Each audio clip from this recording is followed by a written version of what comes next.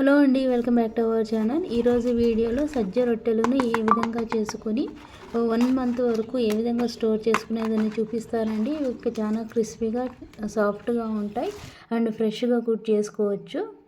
సజ్జ పిండిని నేనైతే ముందుగా జల్లడించుకొని పెట్టుకొని ఉంటానండి. ఇవి వచ్చేసి 10 రొట్టెల రేషియోకి అండి. 10 రొట్టెల రేషియోకి 1 కప్పు నిండా వేయించిన పల్లీలు పొడి వేసుకోవాలి. అదేవిధంగా సాల్ట్ వేసుకోవాలండి. ఇది బాగా కలుపుకున్న తర్వాత గోరువెచ్చటి నీళ్లు వేసుకోవాలండి. గోరువెచ్చటి నీళ్లు వేసుకుంటే రొట్టెలు పగలకుండా చాలా జిగురుగా చాలా బాగా వస్తాయండి, పలుచగా వస్తాయి. ఇవి నీళ్లు వేడిగా ఉంటాయి కాబట్టి మనం ఒక స్పూన్తో ఈ విధంగా కలుపుకోవాలండి. బాగా కలుపుకోవాలి. కలుపుకున్న తర్వాత మరి వాటర్ సరిపోయిందో లేదో చూసుకొని మళ్ళీ ఇంకా కొన్ని వాటర్ వేసుకుంటూ బాగా కలుపుకోవాలండి.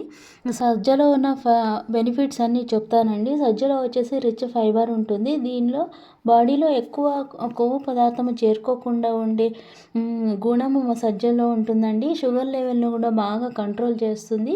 రోగనిరోధక శక్తిని బాగా పెంచుతుందండి. ఈ విధంగా కొన్ని నీళ్ళు వేసుకొని బాగా నాదుకోవాలండి. బాగా నాదే కొద్దీ రొట్టెలు బాగా సాఫ్ట్గా అండ్ ఎక్కడ బ్రేక్ కాకుండా వస్తాయి.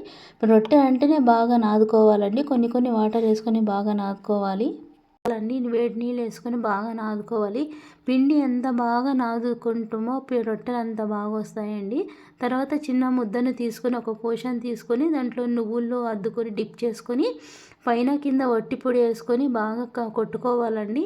అది ఏ విధంగా నేను చూపిస్తాను. ఈ విధంగా కొట్టుకోవాలండి. మాకంటే బాగా ఎక్స్పీరియన్స్ ఉంది కాబట్టి మేము ఈజీగా మాకు కొట్టడమే చాలా ఈజీగా వస్తాయండి. చాలా పలుచగా కూడా వస్తాయి. ఇవి చేసే కొద్దీ చాలా కానీ జొన్న రొట్టెలకిన సజ్జ రొట్టెలు చేయడం చాలా సులభం అండి. ఎక్కడ ఏమీ పగలకుండా విరిగిపోకుండా ఆ విధంగా రావు. సజ్జలు బాగా వస్తాయి. ఈ విధంగా పలుచగా కొట్టుకోవాలండి.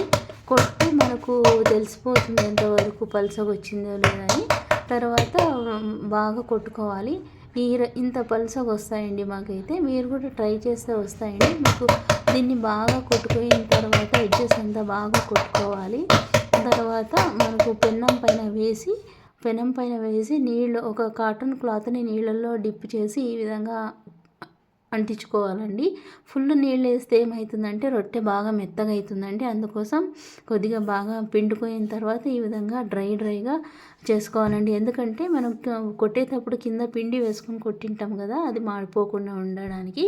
ఈ రొట్టె లోపల ఇంకో రొట్టె కూడా మేము కొట్టేసుకుంటామండి. ఇది 2 పెన్నాలు పెట్టుకుంటే ఏమంటే రొట్టె చాలా ఫాస్ట్గా అయిపోతుందండి. సజ్జ రొట్టెలు కొంచెం గట్టిగా క్రిస్పీగా చేయాలి కాబట్టి ఒకటి అయిన తర్వాత ఇంకొక పెన్నానికి వేసి బాగా క్రిస్పీగా చేసుకుంటామండి. ఈ విధంగా క్రిస్పీగా చేసుకుంటే మనం సజ్జ రొట్టెలు పప్పుతో కానీ గోంగూర పప్పుతో, వంకాయ నూనె వంకాయతో ఏ కూరలతో అయినా గ్రేవీ రిలేటెడ్ కూరలు ఏదంతా అయినా చేసుకుంటే చాలా టేస్ట్గా ఉంటాయండి. ఈ విధంగా తిప్పుతూ మనము రొట్టెలు చేసుకోవాలండి. లేకపోతే ఒకటే దగ్గర మాడిపోతాయి. ఈ విధంగా రెండు సైడ్లో తిప్పుతూ మనం రొట్టెలు చేసుకోవాలండి. అట్లయితేనే బాగా క్రిస్పీగా బాగా కాలుతాయి కూడా. ఈ విధంగా చేసిన తర్వాత మనము ఒక పేపర్ మీద చల్లగా అయ్యేంతవరకు ఒక పేపర్ మీద నిలబెట్టుకుంటామండి.